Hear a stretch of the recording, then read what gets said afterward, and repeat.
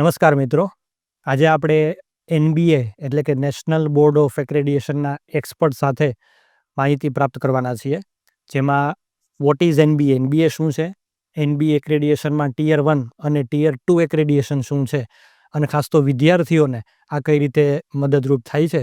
તો આના માટે આપણી સાથે એનબીએના નિષ્ણાત મારવાડી યુનિવર્સિટીના executive registrar Naresh Jadeja sir જોડાઈ ચૂક્યા છે. નમસ્કાર સર. નમસ્કાર. સર, સૌથી પહેલાં તો આપની પાસેથી અમારે જાણવું છે કે એનબીએ એટલે કે નેશનલ બોર્ડ ઓફ એક્રેડિએશન શું છે. સો નેશનલ બોર્ડ ઓફ એક્રેડિએશન વિશે જાણતા પહેલાં આપણે એનો થોડોક બેકગ્રાઉન્ડ જોઈએ. 1989માં 1989માં 6 દેશ, જે મુખ્ય ડેવલપ દેશ એટલે અમેરિકા, કેનેડા, ઓસ્ટ્રેલિયા, ન્યૂઝીલેન્ડ અને યુકે, આયર્લેન્ડ, આ 6 દેશોએ ભેગા થઈ અને એક વોશિંગ્ટન એકોર્ડમાં હસ્તાક્ષર કર્યા. એમનો પ્રશ્ન એવો હતો કે એન્જિનિયરિંગની ડિગ્રી વિશ્વમાં બધે અપાય છે, તો એક દેશમાં એન્જિનિયર બને તો તેઓ એ બીજા દેશની અંદર જઈને પ્રેક્ટિસ કરી શકે, એ મોબિલિટી ઇઝી થાય, તો એના માટે શું હોવું જોઈએ.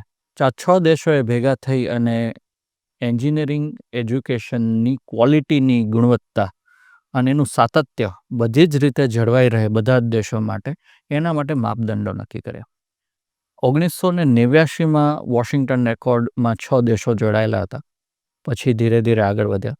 ભારત દેશ 2007માં આપણને એચઆરડી મિનિસ્ટરના ખૂબ મોટા એફર્ટ દ્વારા એમાં પ્રોવિઝનલ મેમ્બરશિપ મળી અને 2014ની અંદર નેશનલ બોર્ડ ઓફ એક્રેડિએશન, જે ભારત સરકારની એક સ્વાયત્ત સંસ્થા છે કે જેનો મૂળ હેતુ એન્જિનિયરિંગ એજ્યુકેશન અને બીજા એજ્યુકેશનની અંદર ક્વોલિટી જાળવી રહે અને એના માટે શું માપદંડો હોય, એના માટેની સંસ્થા જે એનબીએ બનાવવામાં આવી, એને વોશિંગ્ટન એકોર્ડની અંદર પરમનન્ટ મેમ્બરશિપ 2014માં મળી. એટલે NBA national board of accreditation, જેની શરૂઆત એઆઈસીટી દ્વારા કરવામાં આવી અને 2007 બાદ એને એક સ્વાયત્ત સંસ્થા તરીકે બનાવવામાં આવી. એ નેશનલ બોર્ડ ઓફ એક્રેડિએશન એ વોશિંગ્ટન એકોર્ડ, અત્યારે જેમાં 24 દેશો, બધા જ વિકસિત દેશો એનો ભાગ છે, એની એક સિગ્નેટરી બની. એટલે નેશનલ બોર્ડ ઓફ એક્રેડિએશન ભારતમાં એકમાત્ર એવી એક્રેડિએશન એજન્સી છે કે જે બધા જ engineering programme, management programme, pharmacy, આની અંદર ગુણવત્તાના માપદંડ નક્કી કરે છે અને સંસ્થાનમાં એ છે કે નહીં એની ચકાસણી કરે છે. બરાબર. બીજું સર, આ એનબીએ એક્રેડિએશનમાં આવતું ટિયર 1 અને ટિયર 2, આ બે એક્રેડિએશન શું છે એ વિશે થોડી આપ વાત કરો. ભારત એક વિશિષ્ટ દેશ છે કે જેની અંદર વિશ્વમાં બહુ ઓછી જગ્યાએ ચાલતી એવી એફિલિએશન સિસ્ટમ છે કે જેમાં એક યુનિવર્સિટી હોય અને એની સાથે જોડાયેલી બીજી 100 કોલેજો, 200 કોલેજો હોય. એટલે જ્યારે વોશિંગ્ટન એકોર્ડની જે માપદંડો છે એની અંદર ટિયર 1 કે જેમાં આઈઆઈટી, એનઆઈટી, યુનિવર્સિટીના મુખ્ય ભવન અને પ્રાઇવેટ યુનિવર્સિટી, જો આ 4 કેટેગરીની અંદર તમે હો તો તમે ટિયર 1ની અંદર આવો છો. ટિયર 1 એટલા માટે કે આ જે બધી સંસ્થાઓ છે તેને તેનો સિલેબસ નક્કી કરવાની સત્તા છે, એમાં ચેન્જીસ કરવાની સત્તા છે, એ પોતાની રીતે વિદ્યાર્થીઓના વિકાસની અંદર જુદા જુદા આયામો લેવાવી શકે છે. જ્યારે એફિલેટેડ કોલેજીસ કે જેની પાસે સિલેબસ ચેન્જ કરવાની સત્તા નથી, એક યુનિવર્સિટી દ્વારા નક્કી કરવામાં આવે છે, એમણે ખાલી ભણાવવાનું છે અને વિદ્યાર્થીઓને કરાવવાનું છે, તો એને ઘણી બધી સત્તાઓ નથી. એટલા માટે એને ટિયર 2, એટલે જે કોઈ કોલેજો છે કે જેની પાસે પોતાનો સિલેબસ નક્કી કરવાની ને બીજી કોઈ વિશિષ્ટ ઓટોનોમી નથી, એ ટિયર 2 કેટેગરીમાં આવે છે.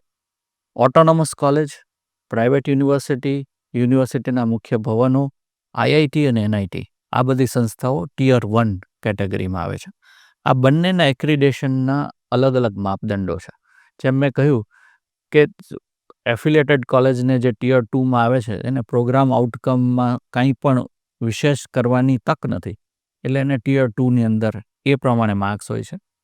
પણ વોશિંગ્ટન એકોર્ડ કે જેમાં એનબીએ એક સિગ્નેટરી છે, એની અંદર ટિયર 1 કેટેગરીમાં આવેલી સંસ્થા જ માન્ય ગણાય છે. બરાબર. આપણે સર વોશિંગ્ટન એકોર્ડનો ઉલ્લેખ કર્યો, તો આ વોશિંગ્ટન એકોર્ડમાં ટિયર 1 કેટેગરી એ ઇન્ટરનેશનલ લેવલે કઈ રીતે માન્યતા પ્રાપ્ત હોય છે, એની વિશે આપ થોડી વાત કરો.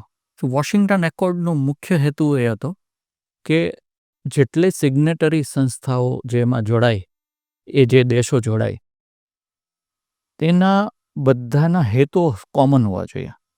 એટલે વોશિંગ્ટન એકોર્ડે ગ્રેજ્યુએટ એટ્રીબ્યુટ્સ જાહેર કર્યા કે જે પણ એન્જિનિયર હોય એનામાં આપણે એક સંસ્કૃતનો બહુ સરસ આપણે દરેક વખતે વાત કરતા હોય છે કે યુવાન કેવો હોવો જોઈએ. તેના માટે આવે છે કે યુવા સ્યાત યુવા અધ્યાપક આશિષ્ટ દ્રઢિષ્ટ બલિષ્ઠ, યુવાન આવો હોવો જોઈએ. તો એના માટે વોશિંગ્ટન એકોર્ડે જાહેર કર્યું કે એન્જિનિયર કેવો હોવો જોઈએ. તો એન્જિનિયર એવો હોવો જોઈએ કે જેને સૌથી પહેલાં એન્જિનિયરિંગનો નોલેજ હોય, મેથ્સ, સાયન્સ, જુદા જુદા વસ્તુઓ દ્વારા એન્જિનિયરિંગના પ્રોબ્લેમ સોલ્વ કરી શકે. બીજું, એનામાં એનાલિસિસની કેપેસિટી હોવી જોઈએ. ત્રીજું, એને ડિઝાઇન અને ડેવલપમેન્ટ કરતા હોવો જોઈએ. આવા 12 માપદંડો વોશિંગ્ટન એકોર્ડે નક્કી કર્યા અને બધી જ સિગ્નેટરી કન્ટ્રીએ એને એક્સેપ્ટ કર્યા કે હા, અમારા દેશમાં એન્જિનિયર જે થશે એનામાં આટલા 12 જુદા જુદા આયામો હશે. એની અંદર કોર્સ આઉટકમ એટલે કે કોર્સ જુદા જુદા કોર્સ ભણાવી અને એમાં આ 12 મુખ્ય હેતુઓ છે એને સર કરીશું. એટલે વોશિંગ્ટન એકોર્ડના દરેક હેતુઓ 24 દેશોમાં એક સરખા છે. એટલે એનો મતલબ કે અમેરિકાએ જેમ કે જાહેર કર્યું છે કે અમેરિકામાં જેમ ભારતમાં NBA છે, ત્યાં અમેરિકામાં એબેટ છે. એબેટ જે છે એ ભારતના NBA એક્રિડેટેડ ઇન્સ્ટિટ્યૂટ કે જે ટિયર 1માંથી આવે છે, એમાંથી આવેલા કોઈ એન્જિનિયરને એબેટ ઇક્વિવેલન્ટ ગણે છે. એટલે વોશિંગ્ટન એકોર્ડ જે સર્વ માન્ય છે બધા જ દેશોમાં, એમાં એક દેશમાંથી થયેલો એન્જિનિયર જ્યારે બીજા દેશમાં જાય છે ત્યારે એને ઇક્વિવેલન્સ ગણવામાં આવે છે, એને ઇક્વિવેલન્સી આપવામાં આવે છે. જો આ NBA સગરની સંસ્થામાંથી કોઈ જતો હશે તેના માટે એક લાંબી પ્રોસિજર છે ઇક્વિવેલન્સી એસ્ટાબ્લિશ કરવાની. જુદી જુદી સંસ્થાઓ એની માટે ટ્રાન્સક્રિપ્ટ મગાવશે, એ ઇક્વિવેલન્ટ છે કે નહીં એ જોશે. પણ જ્યારે આ NBA એક્રેડિટેડ ટિયર 1 સંસ્થામાંથી આવતો હશે તો એને ડાયરેક્ટ ઇક્વિવેલન્સી મળે છે. તો વોશિંગ્ટન એકોર્ડથી આ મુખ્ય ફાયદો છે.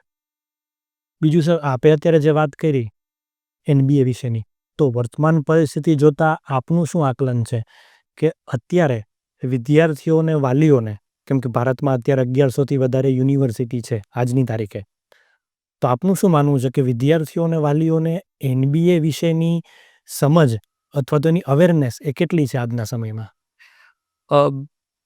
ગુજરાતમાં આ કોઈ પણ બાબતની, હાયર એજ્યુકેશનની કોઈ પણ બાબતની જાણકારી ગુજરાત લેવલે બહુ જ ઓછી છે. અને એના માટે આપણે કદાચ જવાબદાર છે કે આપણે એની માહિતી પૂરી પહોંચાડી નથી શકતા. હું આપને એક સિમ્પલ એક્ઝામ્પલ આપું કે અત્યારે વિદ્યાર્થીઓને ઓસ્ટ્રેલિયામાં ભણવા અથવા તો જોબ પર જવા કે વિઝા માટે બહુ મોટું આકર્ષણ હોય છે. પણ હું તમને એ કહું કે આ 1 વર્ષ પહેલાં સુધી કેનેડાની અંદર skilled recognise graduate visa under section 476 હતો. જો તમે આખા દુનિયાની કોઈ પણ વોશિંગ્ટન એકોર્ડ માન્ય એક્રિડેશન સંસ્થામાંથી ગ્રેજ્યુએટ થાવ છો તો ઓસ્ટ્રેલિયાની અંદર 476 સેક્શનના વિઝાની અંદર તમને 3 મહિનામાં ખૂબ જ ઓછા વિઝા ફીથી કોઈ પણ જાતની ઇંગ્લિશની વધારે રિક્વાયરમેન્ટ વગર ડાયરેક્ટ વિઝા મળતા હતા. એ જ એન્જિનિયરિંગની ડિગ્રી ધારો કે મેં કોઈ નોન NBA એક્રિડેટેડ સંસ્થામાંથી લીધી છે તો $2000 જેવી ફી, 1 થી 1.5 વર્ષ જેટલો સમય, ઇંગ્લિશની ખૂબ જ મોટી રિક્વાયરમેન્ટ, આ બધી હતી.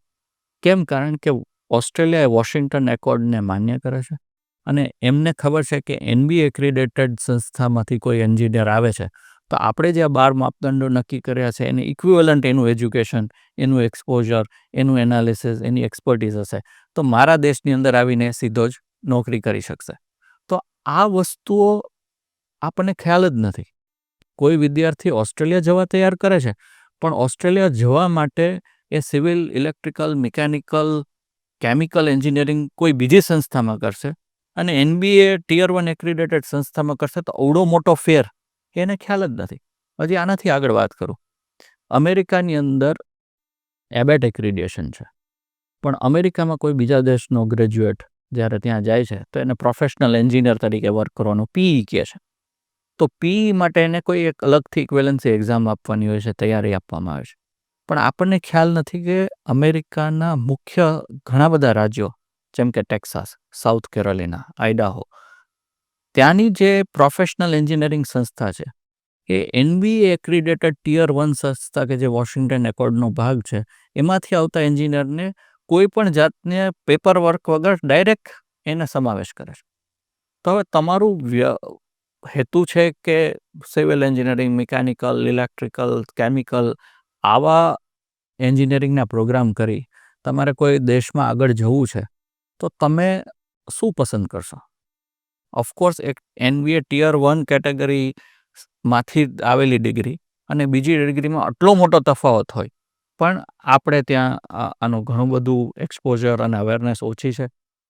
આપણે જોવા જઈએ તો આજે ગુજરાત રાજ્યમાં 4 કે 5 જ યુનિવર્સિટી આજે NBA એક્રેડિટેશન ધરાવે છે. જ્યારે એના કમ્પેરિઝનમાં સાઉથ ઇન્ડિયાની અંદર તમે જોવા જશો તો 40થી 50 એક રાજ્યોમાં સંસ્થાઓ NBA એક્રેડિટેશન ધરાવે છે. તો આપણે આની અવેરનેસ વિદ્યાર્થીઓને લાવીએ તો વિદ્યાર્થીને 4 વર્ષ પછી એવું ના રિયલાઇઝ થાય કે 4 વર્ષ પહેલાં એડમિશન લેતી વખતે જો આપણે આ ધ્યાન રાખ્યું હોત તો આપણું ભવિષ્ય ખૂબ સારું નક્કી થઈ શક્યું હતું. ચોક્કસ સર. તો આ બાબતે આપ આજના દિવસે વિદ્યાર્થીઓ અને વાલીઓને શું સંદેશો આપવા માંગો છો? હું આપણા ગુજરાતના વિદ્યાર્થી વાલીઓને એક સંદેશો આપવા માંગીશ કે સરકાર દ્વારા NAAC અથવા NBA એક્રિડેશન ઉપર ખૂબ જ ભાર મૂકવામાં આવે છે. એટલા સુધી કે જે જુદા જુદા જાતિ આધારિત સ્કોલરશિપ્સ છે એમાં ગયા વર્ષે પણ આવી ગયો હતો સર્ક્યુલર, આ વર્ષે ફરી પણ આવ્યો છે કે જે સંસ્થામાં NAAC કે NBA એક્રિડેશન ના હોય તો એના વિદ્યાર્થીઓને સ્કોલરશિપ નહીં મળે. આજે તમે એડમિશન કમિટી ફોર પ્રોફેશનલ કોર્સીસની જ્યારે બુકલેટ જોશો એની અંદર પણ સ્પેશિયલ ઉલ્લેખ કરવામાં આવ્યો છે કે કઈ સંસ્થામાં NAAC એક્રિડેશન છે, કઈ સંસ્થામાં NBA એક્રિડેશન છે. વિદ્યાર્થીઓને સાચી માહિતી પહોંચાડવાનો, કારણ કે એનાથી જ એમને ફાયદો થાય છે. સરકાર ખૂબ પ્રયત્ન કરે છે પણ આપણે જે વર્ષો પહેલાં, આજથી 10 વર્ષ પહેલાં વિદ્યાર્થીઓ જે રીતે કોલેજની સિલેક્શન કરતા હતા, આજનું જનરેશન આટલું આગળ વધી ગયું પણ છતાં આ માપદંડો ભૂલાતા જાય છે. તો મેં આપને જે 2 સિમ્પલ નાના ઉદાહરણો આપ્યા કે જે ઇમિગ્રેશનમાં આટલો ફાયદો થતો હોય, ઇક્વિવેલન્સીમાં ફાયદો થતો હોય, ફોરેન એજ્યુકેશનની અંદર આ 24 દેશો જેમાં બધા જ વિકસિત દેશો આવી ગયા છે એમાં તમારે NBA એક્રિડેટેડ ટિયર 1 કેટેગરીની સંસ્થાની ડિગ્રી રાઇટ હવે એક્સેપ્ટ થતી હોય, કોઈ ઇક્વિવેલન્સી માપવામાં ના આવતી હોય, તો હંમેશા જે પણ સંસ્થા ક્વોલિટી ઉપર ફોકસ કરતી હોય, જેના માટે એમની પાસે આવી રેપ્યુટેડ ભારત સરકાર દ્વારા નિયુક્ત કરવામાં આવેલી સંસ્થાના એક્રિડેશનના સર્ટિફિકેટ્સ અને માન્યતા હોય, જે ગુજરાત સરકારની ACPCની બુકલેટની અંદર મેન્શન થયેલી હોય, એની અંદર થઈ એમાં સૌથી વધારે ધ્યાન આપી અને આવું કરવું.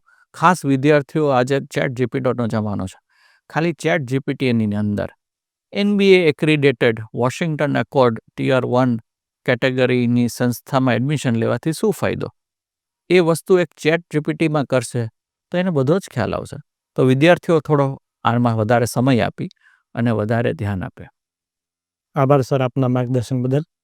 તો દર્શક મિત્રો, આશા છે આજના આ ઇન્ટરવ્યૂ દ્વારા આપ સૌને NBA એટલે કે નેશનલ બોર્ડ ઓફ એક્રેડિટેશનની માહિતી થોડી વધારે સ્પષ્ટ થઈ હશે અને જેમ સરે કહ્યું એ મુજબ એ પ્રમાણે આપનો એક નાનો નિર્ણય એ આપણા ભવિષ્યને ઉજ્જવળ કારકિર્દી સુધી દોરી શકે છે. તો એ તરફ આપણે સૌ પ્રગતિ કરીએ એ તમામને શુભેચ્છા. આભાર.